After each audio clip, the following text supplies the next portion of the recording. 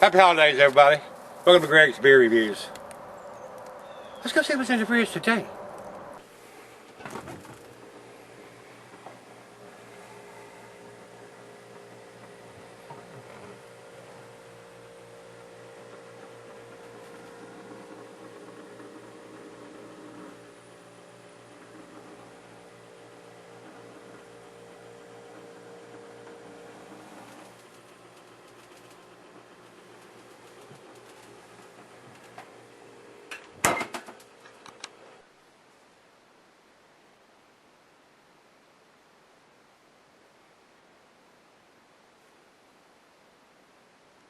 Alright guys, thanks for stopping by Greg's Beer Reviews today. Happy holidays, Merry Christmas everybody.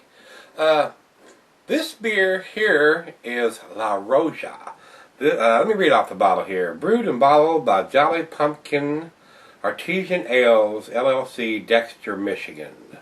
This is an artesian amber ale, aged in oak barrels.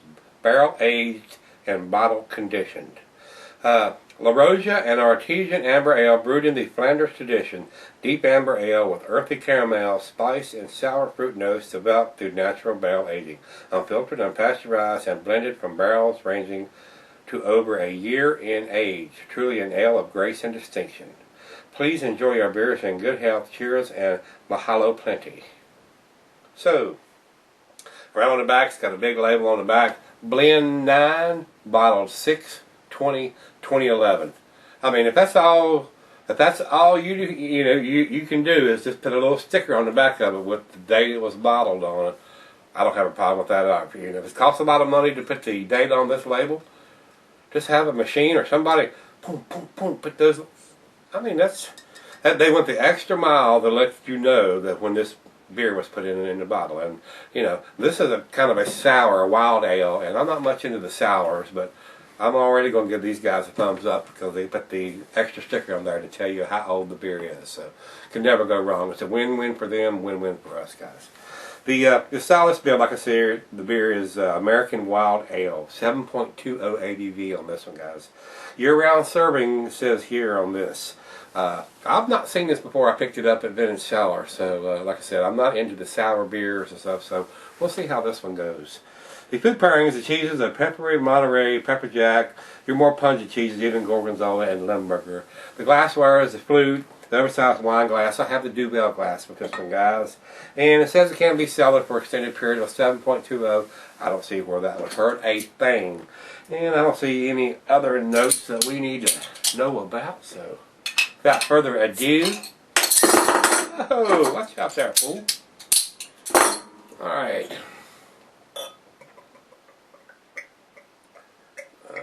Let's go down the center a little bit with this and see what develops.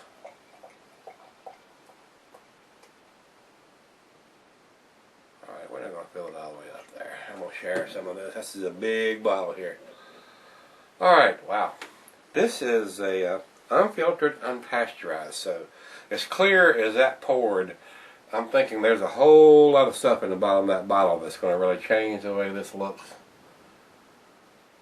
And looking at it, I see a slight layer of funk on the bottom of there, but I don't really know. This is a wild ale. I don't think I want that funk in my beer. It's not a Belgian ale for the yeast and stuff, so similar to like a home brew, you want this stuff to say settle down on this one. I may be wrong on this one, guys, because like I said, I'm not into this type of beer as the sour, so we'll see how sour this one is. This is like a coffee, like a tea colored. It is very brownish red, copperish color. Got a lot of bubbles, a little tiny bubble streaming up from the bottom here on this one, guys. Very clear in the glass so far, so it looks very nice. Let's get a nose on it.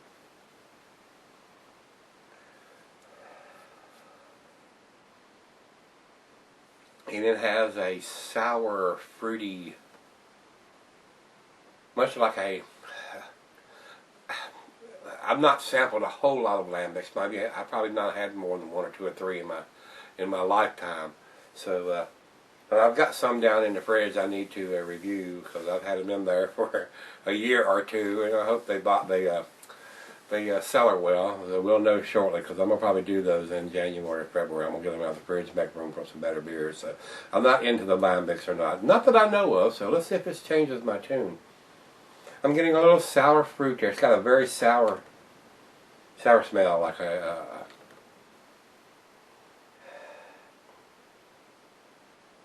I'm getting a sour fruit and alcohol smell. Cheers, guys.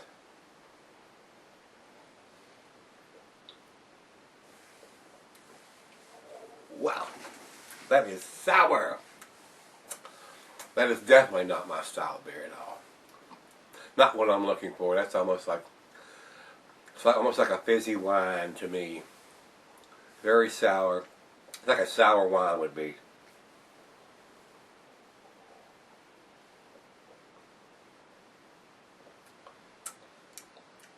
Wow, very wine-esque type of beer here. American Wild Ale. Wow. It's almost like it's got champagne yeast or something in that. It's like a cross between wine and a beer there, guys. If you like a sour wine, not a sweet wine, a sour wine.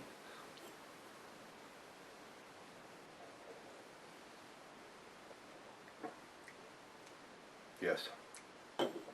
My overall impression of this is a carbonated sour wine. That's exactly what it tastes like to me, guys. Well, I'm going to share some of it and quit flapping my gums on this one. Not my style of beer. I'm going to do the best I can on this, guys, but it's like somebody that's used to drinking macro lagers and you give them a Founder's breakfast stout, and you know, even though that is a tin beer, it'll probably blow their taste buds right out of their mouth, and they'd probably say, ah, it'd be a drain pour to them.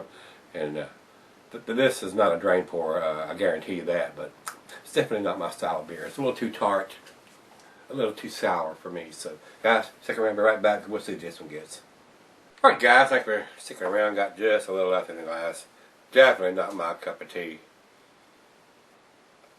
To me, this is a tart, sour, funky, carbonated wine. It does not taste like beer at all. Maybe in the lambic variety. They're calling it an American Wild Ale. It's a sour, funky, tart, carbonated wine. It's like a cross between a beer, a wine, and champagne all thrown together there. So, let me take another hit of this.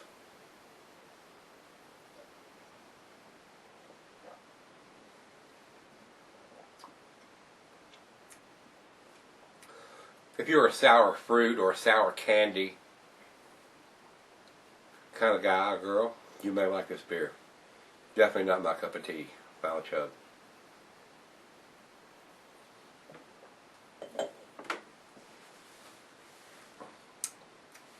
Wow. That is so tart. Like I said, it's just like a wine to me. It does not resemble any beer that I've had or would purchase again. So, I mean, not degrading the beer, because I like that they have the date on the bottle and everything. If it was my style, I'd probably give it a big grade to this. So, but it was definitely not my style. But not cutting the beer down any. I'm gonna give it to 5. It's a B minus. I'm gonna keep it up in the B's because I know it's a good beer.